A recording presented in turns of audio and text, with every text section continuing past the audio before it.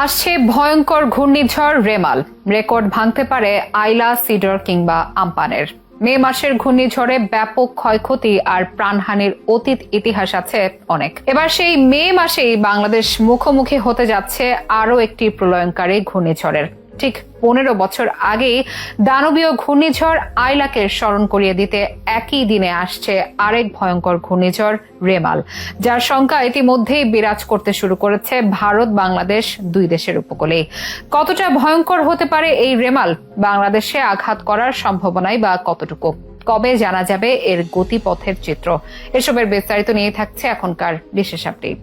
ঘূর্ণিঝড়ের কারণে মে মাসটি যেন অনেকের কাছেই অভিশপ্ত, কেননা এই মাসেই বাংলাদেশ দেখেছে তার ইতিহাসের সব থেকে বেশি ভয়ঙ্কর ঘূর্ণিঝড়গুলো। 15 বছর আগে এই মে মাসেই আঘাত হেনেছিল আইলা। 2009 সালের 25 মে প্রলয়ঙ্কারী ঘূর্ণিঝড় ও জলোচ্ছ্বাসে লন্ডভন্ড হয়ে যায় দক্ষিণ জনপদের উপকূলীয় অঞ্চল। এতে বেশি ক্ষতিগ্রস্ত হয় খুলনার কয়রা ও দাকব সহ সুন্দরবন বিস্তীর্ণ উপকূলীয় এলাকা। অভিশপ্ত এই দিনটির কথা মনে হলে আজও ভয়ে শিউরে ওঠেন উপকূলবাসী। বিধ্বংসী ঘূর্ণিঝড় আইলায় ক্ষয়ক্ষতির চিহ্নগুলো সুন্দরবন সংলগ্ন কয়রার এইসব উপকূলবাসী আজও বয়ে বেড়াচ্ছেন। আইলার ক্ষয়ক্ষতি এতটাই বেশি ছিল যে ঘূর্ণিঝড়ের 15 বছর পার হলেও সেখানকার আশ্রয়হীন জনপদে এখনো চলছে অন্ন, বস্ত্র, বাসস্থান ও খাবার পানির তীব্র হাহাকার। একই রকম ক্ষয়ক্ষতির সম্মুখীন হতে হয় সিডর কিংবা আম্পানেও। এবার সেসব স্মৃতি যেন আরো একবার মনে করিয়ে দিতে আসছে নতুন ঘূর্ণিঝড় রেমাল। ইতিমধ্যে আবহাওয়াবিদদের যে ইঙ্গিত পাওয়া যাচ্ছে তাতে আইলা, সিডর কিংবা আম্পানকেও ছাড়িয়ে যেতে পারে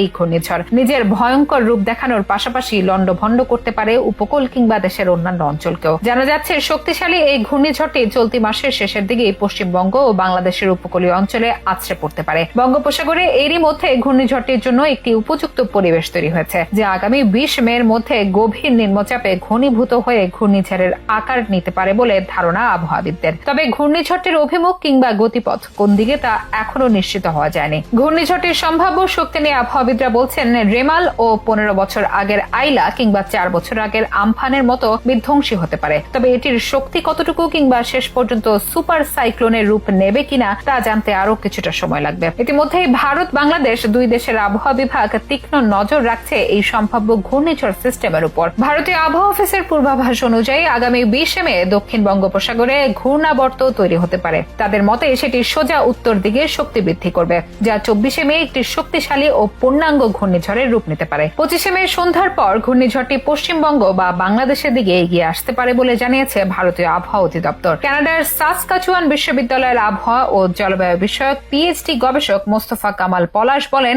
বঙ্গোপসাগরে ঘূর্ণিঝড় সৃষ্টি হয় মূলত বর্ষা মৌসুম শুরুর আগে ও শেষ হয়ে যাওয়ার পরে। এবছর বর্ষা মৌসুম শুরুর আগের ঘূর্ণিঝড় মৌসুম মার্চ মাসে শুরু হলেও এখন পর্যন্ত বঙ্গোপসাগরে কোনো ঘূর্ণিঝড়, নিম্নচাপ কিংবা লঘুচাপও সৃষ্টি হয়নি। তাই বঙ্গোপসাগরে ঘূর্ণিঝড় সৃষ্টির জন্য যথেষ্ট পরিমাণের শক্তি জমা হয়েছে। সম্ভাব্য ঘূর্ণিঝড়টি যেহেতু 20 মের পরে সৃষ্টি হওয়ার আশঙ্কা রয়েছে, তাই এটি খুবই শক্তিশালী হয়ে উঠতে পারে। তার মতে ঘূর্ণিঝড় সৃষ্টি ও শক্তিশালী হওয়ার জন্য প্রয়োজনীয় 4টি প্রধান উপাদানের মধ্যে 3টির পর্যাপ্ত উপস্থিতি রয়েছে মধ্য ও দক্ষিণ বঙ্গোপসাগরে। এদিকে যুক্তরাষ্ট্র ও ইউরোপীয় ইউনিয়নের আবহাওয়া পূর্বাভাস মডেল দক্ষিণ বঙ্গোপসাগরে একটি ঘূর্ণিঝড় সৃষ্টির পূর্বাভাস দিয়েছে। জানা যাচ্ছে 20 মে থেকে এই সম্ভাব্য ঘূর্ণিঝড়ের গতিপথ স্পষ্ট হতে পারে। তবে কোথায়, কত গতিতে এটি আঘাত হানতে পারে তা এখনই বলা যাচ্ছে না। অনুমান করা হচ্ছে পশ্চিমবঙ্গ বা বাংলাদেশের মধ্যে কোথাও এটি আছড়ে পড়তে পারে। এই ঘূর্ণিঝড়ের জেরে 24 মে রাত থেকে বৃষ্টি শুরু হতে পারে উপকূল এলাকায়। বৃষ্টি চলতে পারে 26 মে পর্যন্ত।